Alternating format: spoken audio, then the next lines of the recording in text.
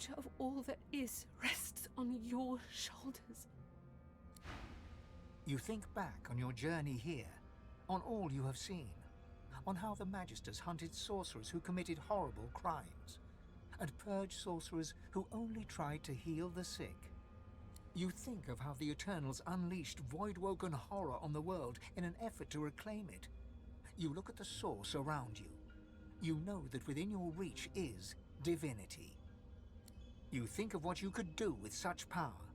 Seeing the vast quantity of source in front of you, you think you should be able to handle a couple of Voidwoken. You think of your personal problems. It's time to make a choice that decides the fate of Rivellon and of you. Where do you stand? After all that you have been through, and all that you have done, all that you have become, the Aetheran lies in front of you. Divinity is yours to take, or to sacrifice. What you do next decides your own fate, and the future of the world. What shall you do with Divinity?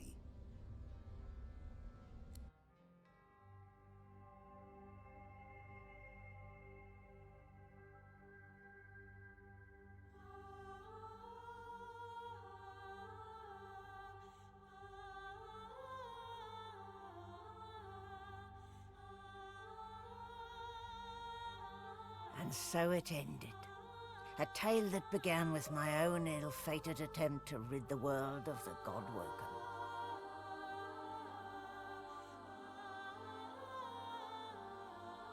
A new divine rose, a true heir to the Seven, more powerful than ever, and united Rivellon in its battle against the Void. All across the realm, she was loved, worshipped, and adored. Humans, lizards, elves, and dwarves all rallied to her banner. The Great Allegiance stood once more, but the war continued. From the depths of the Void, the God King still sought to return. As for me, my last hope of ever being freed of the God King's terrible tyranny faded when the Godwoken claimed Divinity. An eternity of pain and suffering is mine. I cling now to the dream that one day the veil will be sealed, that one day I can be freed, that one day a new Godwoken will rise.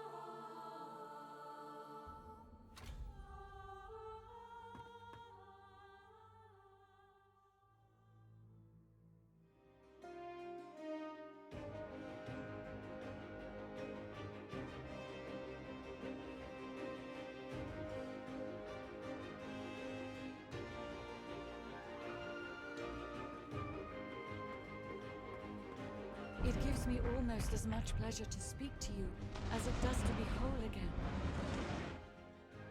I will always be an ally to those that carry source, to those whose blood is of the heroes of old, and so, as always, I am at the ready. You look out to the endless beyond. The sun's light plays upon the waves, just as it always did. The sails flutter in the wind, just as they always will. And yet, something is different. You are different. And with a start, you realize where you must go next. You speak the command to the Lady Vengeance, and another chapter begins. War raged on. The ancient empire of lizards became one of the pillars of the new divine alliance. The houses of war and of shadows were particularly useful in the fight against the God King. The Empire used the war to expand its territory.